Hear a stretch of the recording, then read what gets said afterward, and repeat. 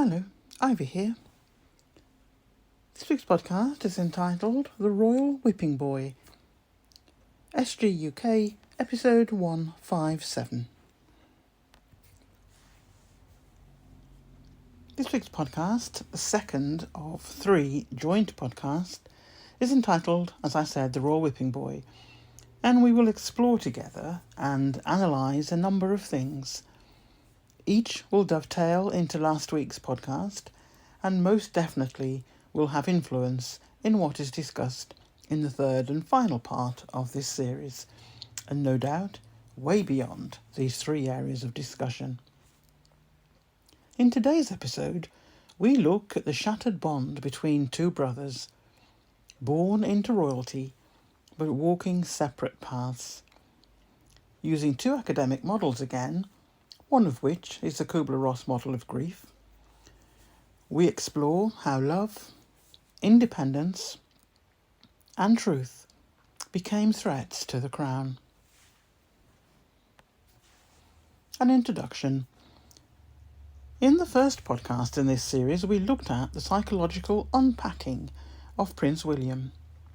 We looked at the following: William's upbringing, media portrayal, and the impact of his role as the golden child compared to Harry.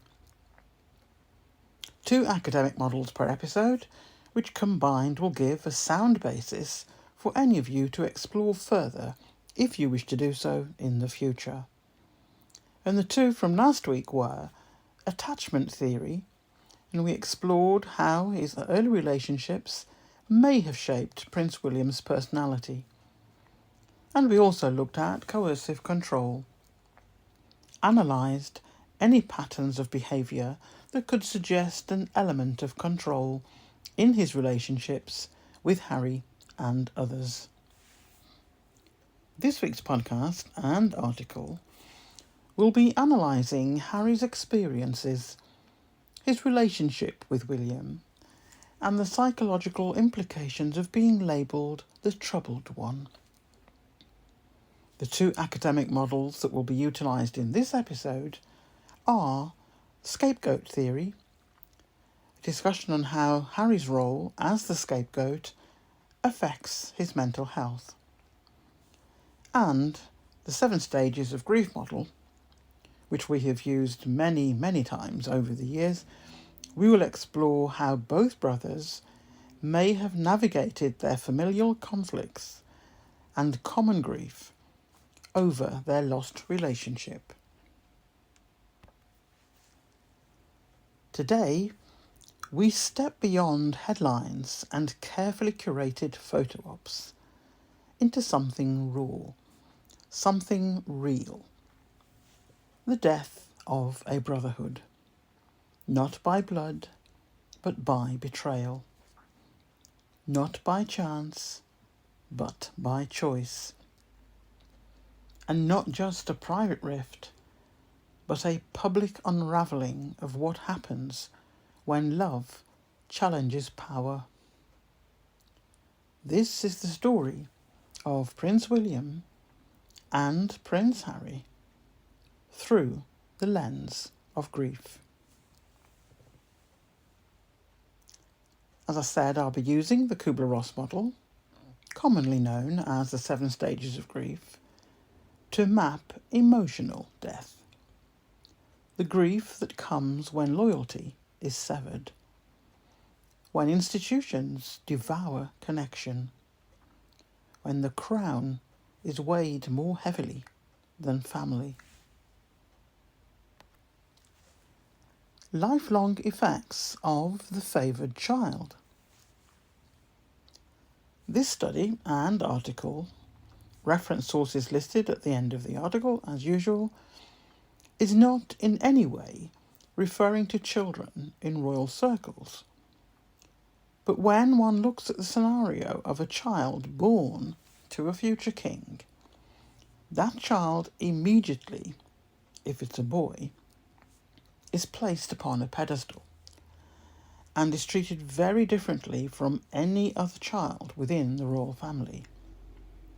Subsequent children are deliberately brought into the world to ensure that a spare, or two, is on hand in case anything happens to the heir. The spare at the time needed to be a male, but the last queen changed that rule, so in theory, regardless of whether or not the second child is male or female, they would be in the line of succession in the future. The way the world is going right now, and the move to erase women from any platform of normality and freedom of choice, things may revert back to the Handmaid's Tale style of utilisation. The book tells the story of a futuristic dystopian novel by Margaret Atwood that was published in 1985. It is set in the future. Handmaids women were forcibly assigned to produce children for the commanders, who were the ruling class in the story. The novel explores themes of powerless women in a patriarchal society, loss of female agency and individuality, suppression of reproductive rights, and the various means by which women resist and try to gain individuality and independence. That quote is from a Wikipedia link, and that's listed in the reference sources. Anyone familiar with royalty, but in particular those who are not royalists, recognise the narcissistic family system. I have always maintained that children of royalty and the way senior royal children are brought into the world is abusive. If those children were born outside the gilded gates of that plantation, child services would be knocking on their door. Children born inside those gilded gates, and following on from the heir to the throne, are told from a very early age that they cannot have ambitions. They cannot outshine the heir. They are not allowed to have independent thought. And the heir will be looked after in such a way that any negative activity or behaviour will never be reported on stating that the heir did this or that, etc. The spare was there to take up all that flack, and officially the story would state that whatever the incident or deed, it would be labelled as Harry's behaviour, and the stories would run for months. For example, Harry leaving a public house which had been serving alcohol after hours. The UK tabloid media would show photos of Harry stumbling around outside the said building, and nothing would be said about William, who was in attendance as well. It was a party. Very rare photos appear of William in a compromising position, unless it was done by international paparazzi. The spare could never leave, but as soon as the children of the heir turn 21, the spare is discarded.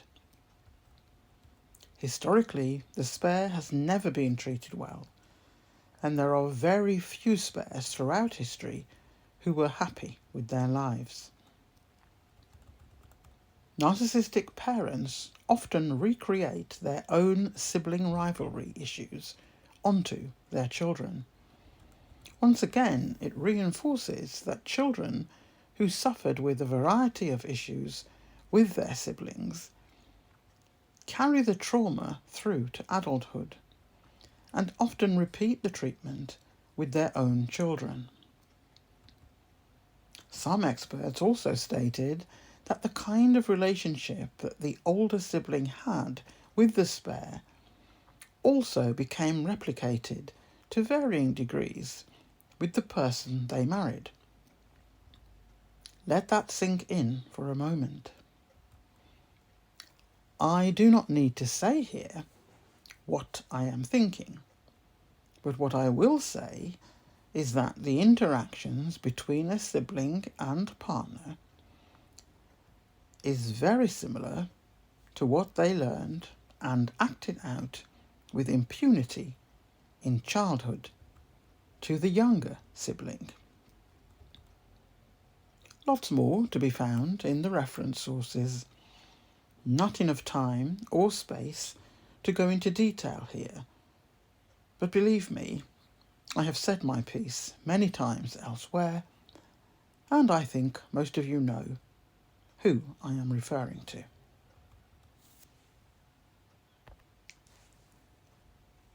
There is an article in one of the reference sources listed from hopefulpanda.com and a detailed image that states all the salient points. I will include it in the published article, and hopefully I will have the time to include it in the video podcast on one of the slides. A quote from the section of that report states this: "Narcissists enjoy splitting people apart into groups. This is to isolate and weaken certain individuals, giving the narcissist a sense of power and control. Therefore, narcissistic parents love to play favourites and pit their children against each other."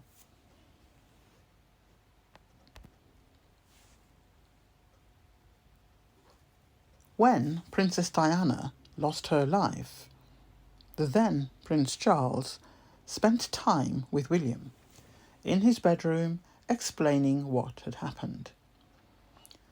William's bedroom was large, well furnished, high quality surroundings, palatial.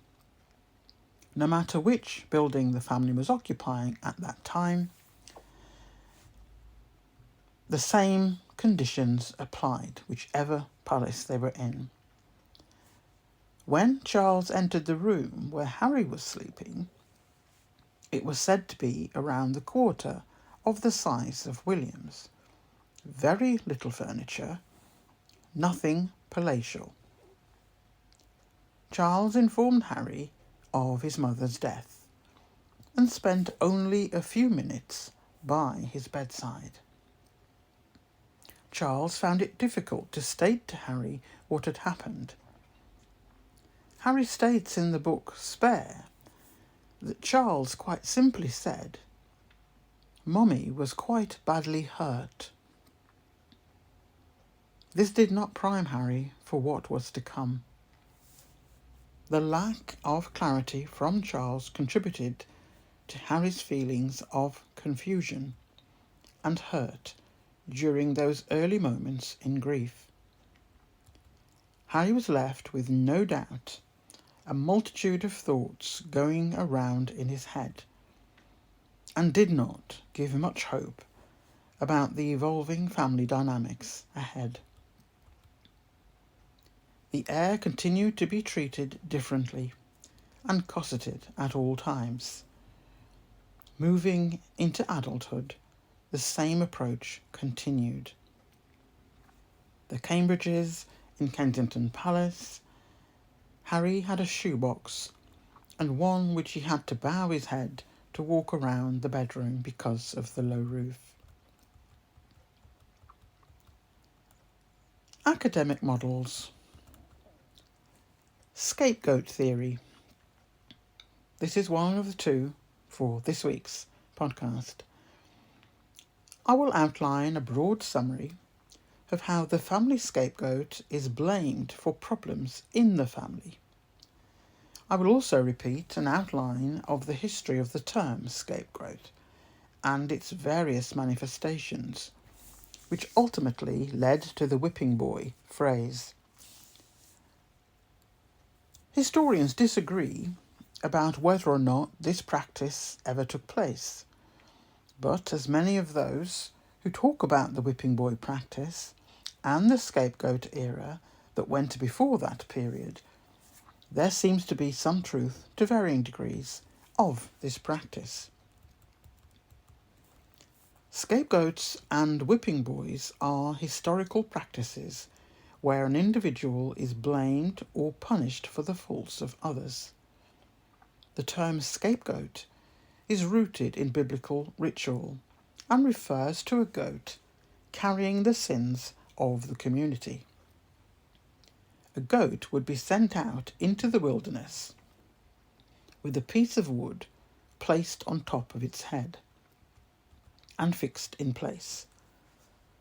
The piece of wood represented all the sins of the community. The idea was that the goat, wandering out into the wilderness, took the sins away from the local community. It was not provided with food, so the goat would inevitably die. Whipping boys refers to a young boy who would be physically punished in place of a prince or royal child who had done something wrong. Both practice reflect a pattern of shifting blame and avoiding personal responsibility, although they have distinct historical and cultural contexts. In early modern Europe, whipping boys were employed to be punished in the place of royal children, who were considered too important or sacred to be physically disciplined. The burden of dysfunction is placed on one member, regardless of the true causes of the issues in hand. Being a family scapegoat can be a painful and isolating experience throughout a person's lifetime. A few signs, there are plenty, that indicate who the scapegoat in the family is. And there's a longer list. I've just given a few examples in the article, and here are a few.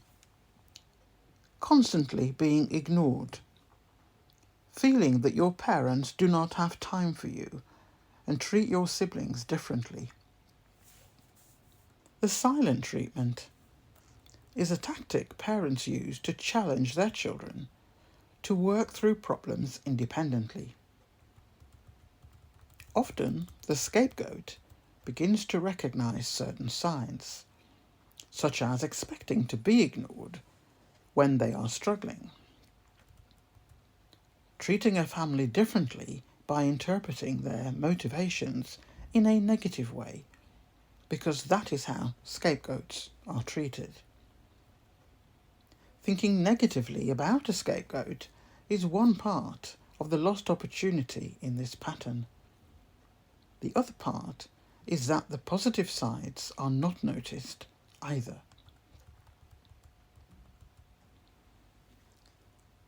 The mental health impact of being the scapegoat in the family. Self-harm behaviours could help to draw attention to their suffering, though research shows that the scapegoat may or may not be aware of the motivation behind their self-harm. Trauma. Being the family member blamed for the family dysfunction can lead to childhood trauma and possibly post-traumatic stress disorder, PTSD.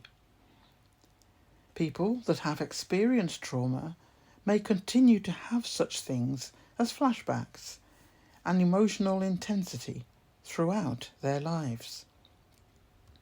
Low self-esteem often develops after years of being blamed and targeted by other family members. Conflict, the frustration that can come from the experience of being the scapegoat, can erupt into interpersonal conflict.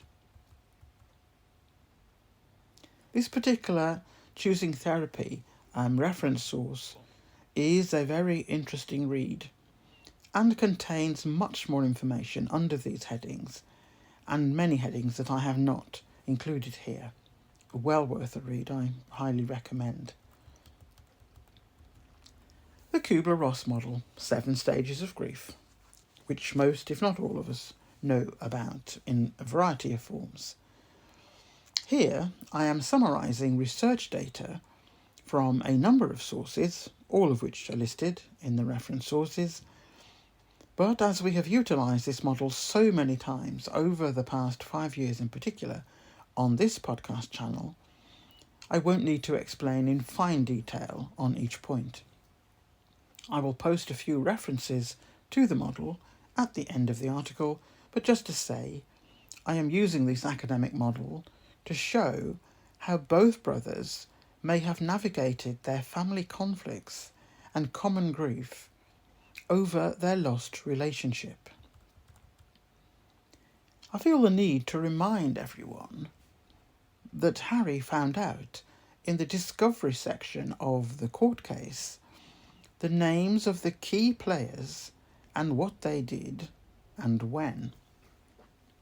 I am very happy that it is recorded in court documentation now, which was one of the main aspects that the British royal family did not want to happen, let alone be made public.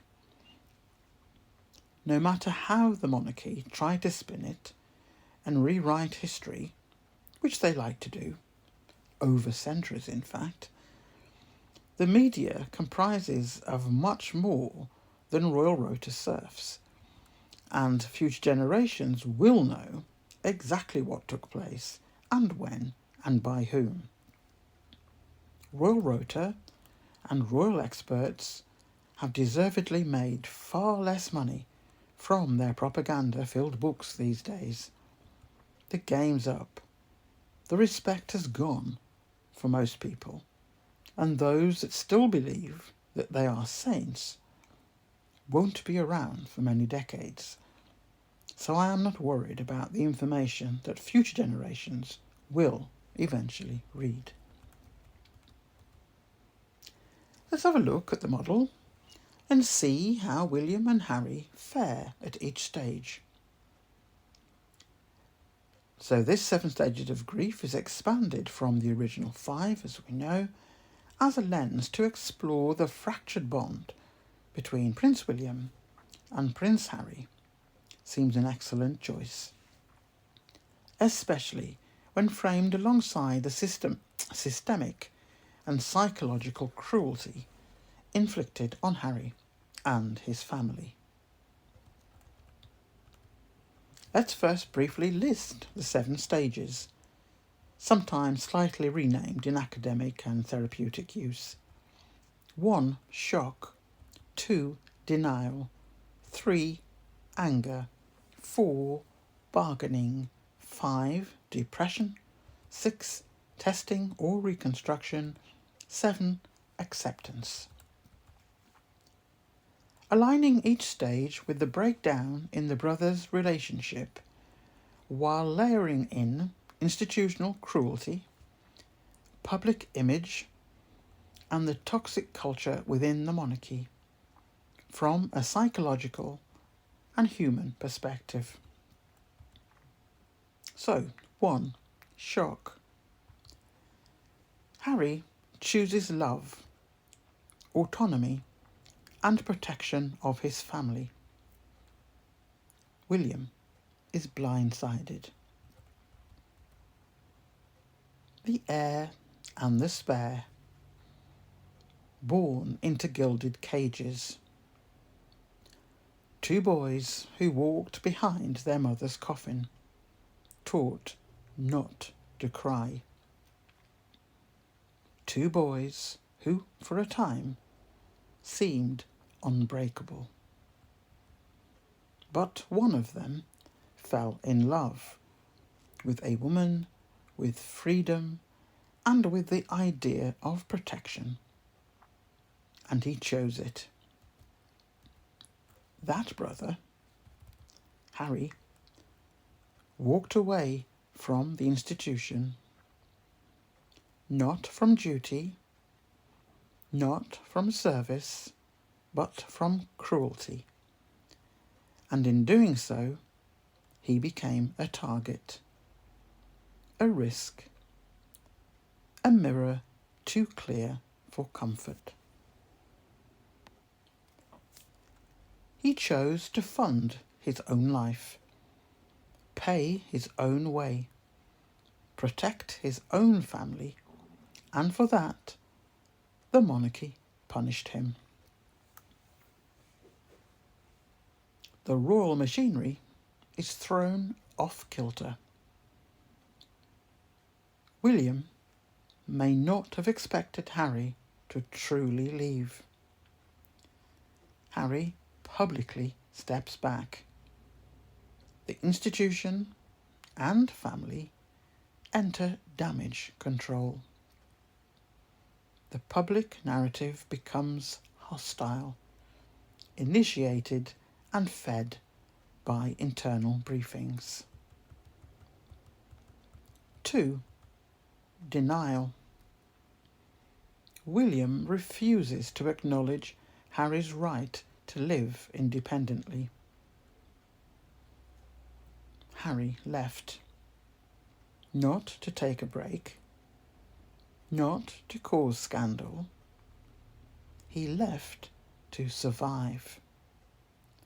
In the halls of the palace, in the mind of his brother, this was unthinkable. Not Harry, not the loyal spare, not the crutch William had leaned on all his life, but he did. William believes Harry will come back once things calm down. The palace underestimates Harry's commitment to a new life.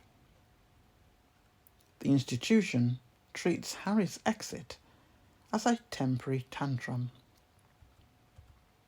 Security is cut, but the tone is, he'll return when he's learned his lesson. 3. Anger. Vitriol intensifies. William is enraged, and Charles becomes punitive. Then came the rage. Security was stripped. Newspapers filled with bile. Private information leaked. And William stood by. Or perhaps he stood behind it, because anger isn't always loud. Sometimes it's silence while someone else twists the knife. William may feel abandoned, no longer the golden duo, just the heir with no emotional buffer. Harry becomes a lightning rod for rage and projected guilt. Charles withdraws security, and institutions brief aggressively against Meghan. Harry is smeared in the press with calculated leaks. Resentment builds. Meghan and the children are treated as outsiders and threats. 4. Bargaining. The palace sends out trial balloons. Partial return. Could they work part-time? Behind closed doors, aides and even Charles test options. William oscillates, publicly cold, privately unsure. The Sussexes are offered crumbs. Attend funerals, walk behind coffins, join photo ops. It is not reconciliation, it is image management. Harry is asked to play the loyal son, but with no real change offered in return. 5. Depression. The relationship is hollowed out. Harry mourns the brotherhood. William becomes emotionally removed. Harry speaks openly about the pain. the betrayal, the isolation.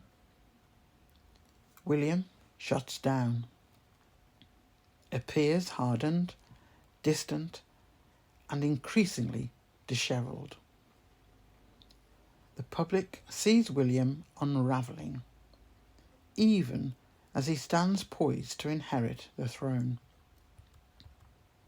The monarchy comes before everything, even blood. This phase echoes the coldness Diana experienced. It's a generational echo. 6. Testing, reconstruction. Harry rebuilds. The palace doubles down. Harry becomes financially independent, builds Archwell, pays taxes. William is left with the firm, the crown, but little warmth. Harry tests reconciliation through memoirs, interviews, and invitations. The palace responds by escalating, removing protection, blocking visits, attacking Meghan. The UK media becomes a weaponised arm of the institution. 7. Acceptance. Harry finds peace in separation. The institution remains unrepentant. Harry accepts the family he hoped for is gone. He focuses on chosen family, service and truth. The monarchy declares duty above all, even love. William and Charles seem to accept Harry's absence as permanent, perhaps even preferable. The cost? The emotional collapse of a once close sibling bond and global public dismay at the cruelty. I think it's worth using models 1 and 2 in this series of 3 to think about psychological insights. Last week, one of the 2 that we used was attachment theory. And I'm using it again just briefly, just one line. Attachment theory. William likely had a deep, perhaps unhealthy reliance on Harry's loyalty. Narcissistic systems. The monarchy as a structure sacrifices individual well-being for image. Intergenerational trauma. Diana's sons are repeating patterns. One escapes, the other absorbs the toxicity. Recap and conclusion. The crown over kin. The public illusion of brotherhood, the heir and the spare. Harry's departure, not to rebellion, but a boundary. An outline of what happened. Vicious press campaign. Blocked attempts to pay for private protection. Global attempts to isolate Harry. This wasn't just a family split. This was psychological warfare against a man who stepped out of line and took his wife and children with him. Shock.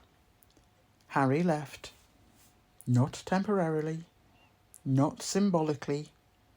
He left to protect his family. The institution staggered because for the first time the script was being rewritten. Denial. They thought he'd return. The palace spun narratives. Harry would come home once he saw the error of his ways. But he didn't come home. That place in the UK is no longer home. Anger. When denial failed, rage set in. The royal establishment turned on him. So did his brother. Leaks, lies, and smear campaigns. It wasn't personal, they'd say. It was protocol. Cruelty is never just business. Bargaining. A funeral here, a jubilee there, a handshake for the cameras. All hollow. Harry was invited to perform, but never welcomed. 5. Depression. A quiet grief began, not just for the brotherhood lost, but for the family Harry hoped to belong to, for the father he wanted to trust, for the Britain that called him traitor. Testing. Reconstruction. Harry rebuilt from the rubble.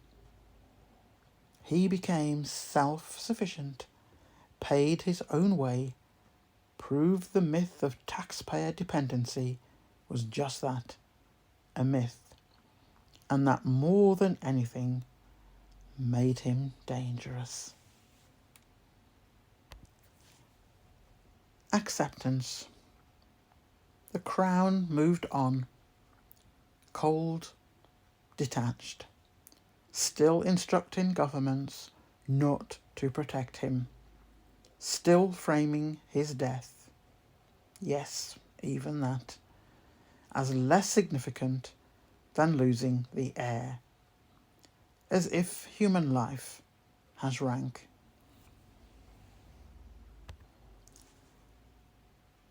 The monarchy's fear. Harry's success exposes the lie. You don't need the monarchy to matter. Millions spent recently on a child's birthday while citizens ration food.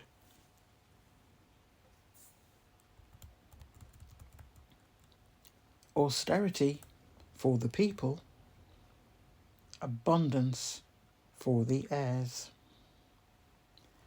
Harry represents transparency, service, equality. William looks broken, haunted.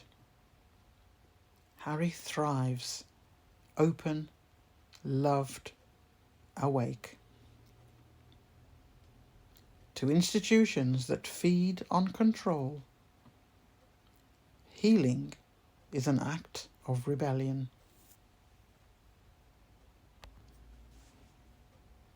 When silence equals compliance. And I'll just say here, in this first bullet point in this section, Princess Diana, Thomas Kingston. I'll say no more about those two names. I'm sure you know what I'm thinking. One day we'll be able to talk about things more openly, hopefully. The unexplained becomes routine. Deaths in royal orbit are renamed, then buried, figuratively and literally. Whispered theories become forbidden thoughts. If you die near the crown, you die differently. Your legacy is rewritten. Your voice is silenced before it echoes too loudly. Reflect on the human cost. One brother crowned in coldness. One brother freed by fire. A reminder that institutions don't grieve, they punish. Final words. Harry grieved the brotherhood. The monarchy grieved the control. And only one of them chose truth over tradition. From carrying truth, trauma, and vision all at once. I'm honoured to help you carry the weight for a while.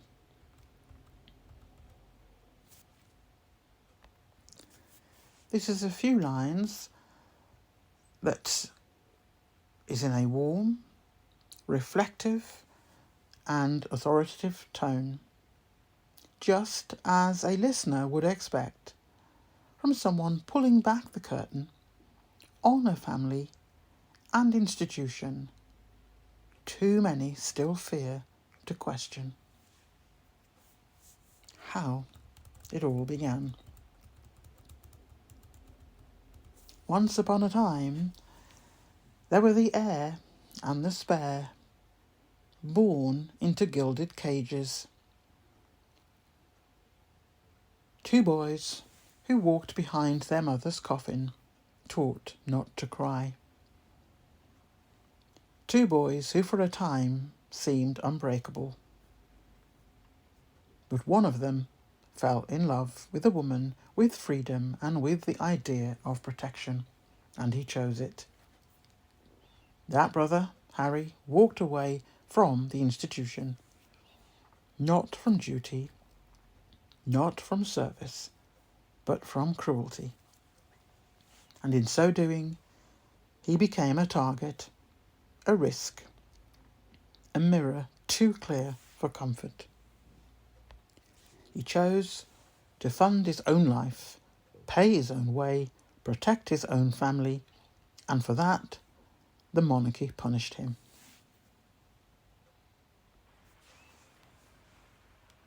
My final words.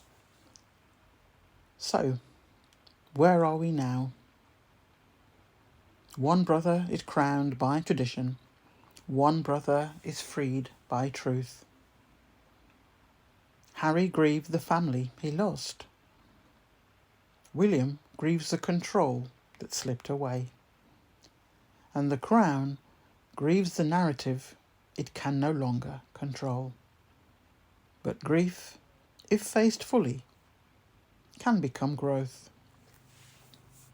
Maybe not for them, but for us, the public, watching, questioning, refusing to be fooled again. Thank you for listening. If this resonated with you, please share it. Let truth travel further than silence. And that's it from me for this week. As I said, the third and final part of this particular series will be finishing next week. But from the kind of notes I've been making these last few weeks, there are several titles already being noted of future podcasts that I want to publicise and do some work on. So look out for that. It's not often I write about the royal family, but the way I intend to do it, I find it palatable because I'm at the same time ensuring that another family on a different continent is thriving and will continue to thrive, and the opposite will be taking place in due course with the other family. So, it's bye from me. Bye from Ivy. Bye.